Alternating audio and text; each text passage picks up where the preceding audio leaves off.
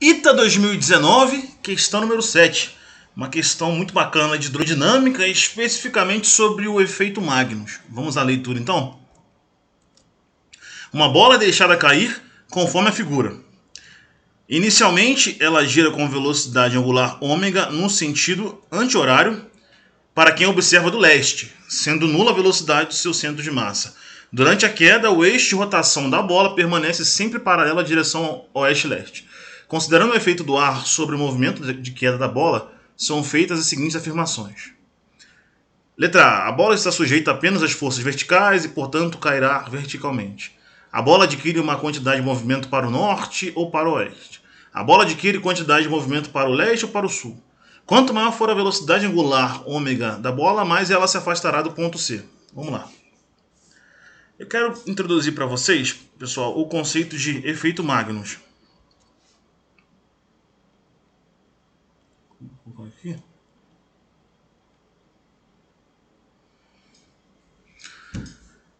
Vamos imaginar que eu tenho uma bola aqui e que eu dei um chute na bola para cima. Vou colocar uma bola um pouco maior. Vamos imaginar que eu chutei a bola para cima. Quando você é jogador de futebol, você dá aquela chapada na bola para ela pegar uma curva, por exemplo. É esse fenômeno. Então essa aqui, eu chutei a bola para cima. Quando eu chutei a bola, pessoal, eu dei um chute pegando nessa parte da bola aqui, para ela dar o efeito para a esquerda. Como assim? Para que a bola gire no sentido anti-horário. Girar no sentido anti-horário, se eu tomar esse ponto aqui, ele vai ter velocidade nesse momento para cá, esse ponto, velocidade para cá, esse ponto, a velocidade para cá, e esse ponto aqui, a velocidade para cá. E aí a bola vai girar no sentido anti-horário. As forças que agem na bola, pessoal, são é o peso, a princípio o peso e a força de resistência do ar. Se você está chutando a bola para cima, a força de resistência do ar é para baixo, é contrária ao movimento. Então você tem, colocando o vetorzinho aqui, você tem uma força chamada de ar. Força de atrito, né? A força de resistência com ar. Perdão, é para baixo. Galera, eu vou tomar dois pontos aqui. Eu vou tomar o ponto 1 bem aqui. E vou tomar o ponto 2 bem aqui. E aí eu vou utilizar a equação de Bernoulli. Como assim? Pegar esse tracejadinho aqui, que está meu ponto 1 e meu ponto 2. O que a minha equação de Bernoulli fala?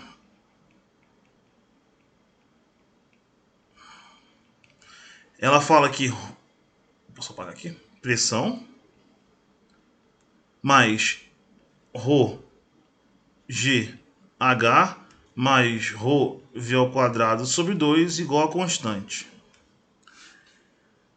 Então, pessoal, é claro, se eu supor que, no caso não, 1 e 2 estão na mesma nivelados, na mesma altura, em relação ao eixo de referência, em relação a um nível de referência.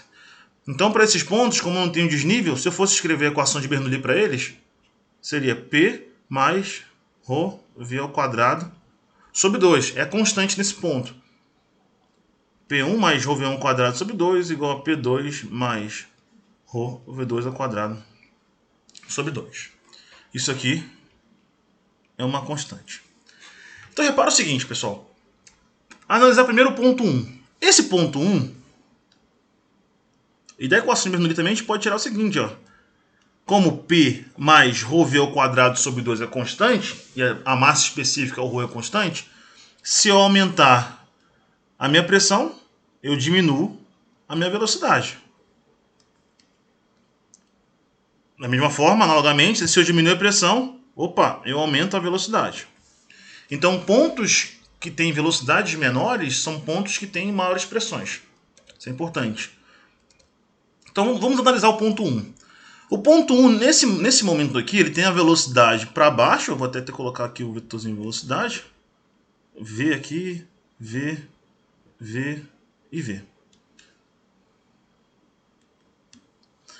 O ponto 1, ele tem a velocidade para baixo e a força de atrito está ajudando ou está atrapalhando? Nesse caso, está ajudando, que ela também é para baixo nesse ponto 1. Então, se eu pegar o ponto 1, eu vou ter aumento da velocidade. Consequentemente, eu vou ter diminuição da pressão pela equação de Bernoulli. Mesma coisa ponto 2. O ponto 2 está com a velocidade apontada para cima, mas tem a força de atrito atrapalhando. Então ele tem a velocidade menor diminuindo, consequentemente a pressão ela aumenta. Então vocês conseguem perceber que do ponto 1 e o ponto 2 a gente tem uma diferença de pressão? Se a gente tem uma diferença de pressão, deixa eu colocar aqui. Se a gente tem uma diferença de pressão, a pressão do ponto 2 é maior do que o ponto 1, consequentemente a gente vai surgir uma força para a esquerda, né? Diferença de pressão, a pressão maior empurra onde está a pressão menor. Então começa, pessoal, a surgir uma força aqui, ó, no sentido para a esquerda, que eu vou chamar de FM, que é a força de Magnus. Então, qual é o sentido da trajetória dessa bola? Inicialmente ela iria reta, ela começa a ter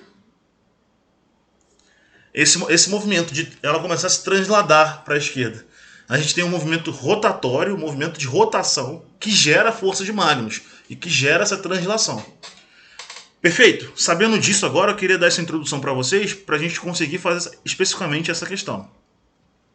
No caso que ele falou, galera, a gente tem uma pessoa, para quem observa, do leste. Então a gente tem uma pessoa olhando especificamente daqui, ó. Se eu desenhar a vista planificada dessa pessoa, o que eu teria? Vou tentar colocar para vocês aqui.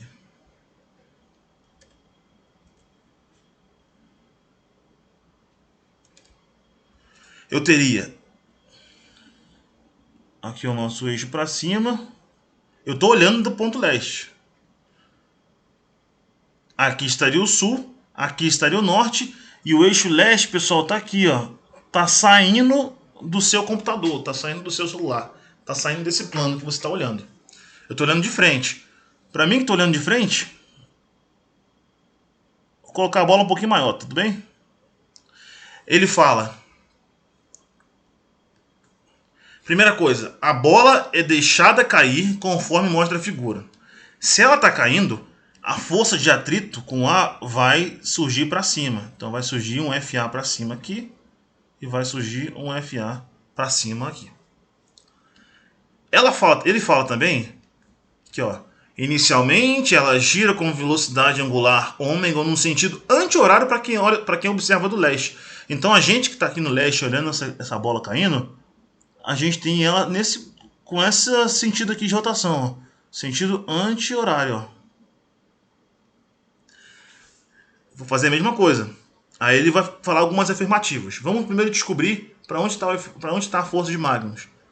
Novamente, chamando esse ponto de 1 e chamando esse ponto de 2.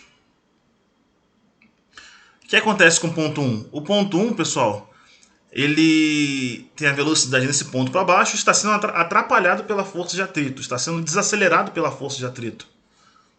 Então a velocidade aqui cai, consequentemente a pressão aumenta. Analogamente, no ponto 2, a gente tem a velocidade para cima que está sendo acelerada ainda mais, que está sendo ajudada pela força de atrito, a força de resistência com o ar. Logo, a velocidade aqui aumenta, consequentemente a pressão diminui. Essa diferença de pressão vai jogar a bolinha no sentido da pressão maior para a pressão menor.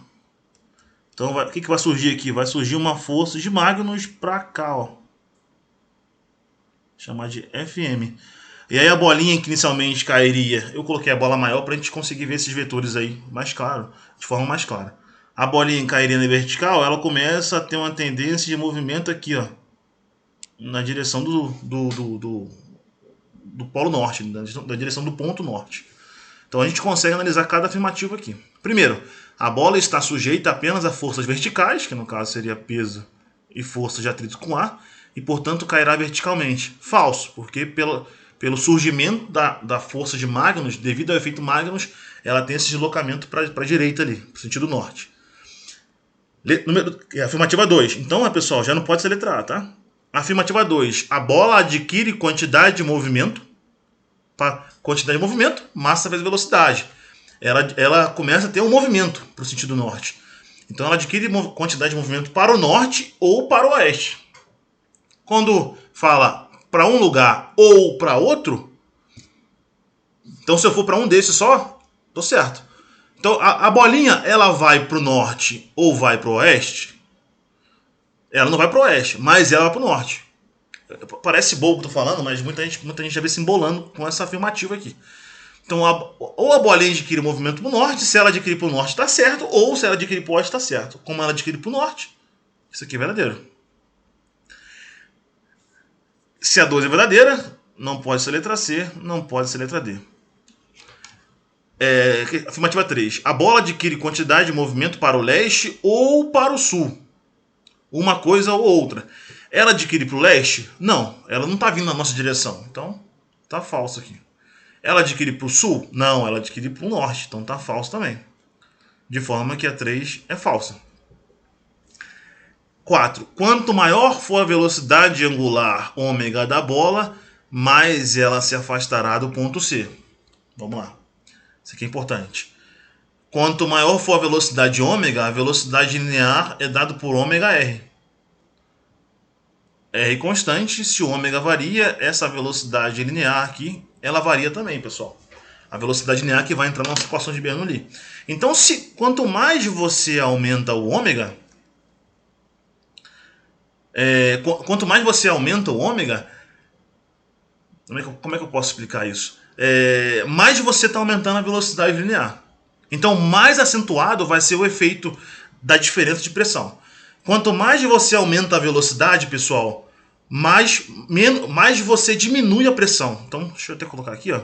Se o ômega aumenta, a velocidade V aumenta. Então, se esse V aumentar mais, esse V aqui no meu canto direito superior, essa pressão vai diminuir mais. Consequentemente, esse V aumentar mais, essa pressão ela aumenta mais ainda. E aí o seu ΔP, que é pressão no ponto 1 menos pressão no ponto 2, essa diferença aumenta. Então aumenta a intensidade da força de Magnus e essa bola ela se afasta mais ainda do ponto C. Depois vocês vão até no YouTube, tem um vídeo lá sobre efeito Magnus. Um vídeo que o rapaz pega uma bola de basquete e larga apenas e depois ele dá uma rotação. E depois ele dá uma rotação ainda maior na bola. A bola se afasta mais do eixo reto, que ela cairia reto, digamos assim. Né? Então é basicamente tomar esse cuidado aí. Tudo bem, pessoal? Então, como a 2 está certa e a 4 está certa, vai ser a resposta letra B. Letra B de bora passar no ITA. Perfeito, pessoal? Então, mais uma questãozinha aí. Eu aproveitei no início, como foi bem específico, para explicar para vocês o efeito Magnus ali. Espero que tenha ajudado. Tá bom, pessoal? Então, a gente se vê na próxima questão. Tchau, tchau.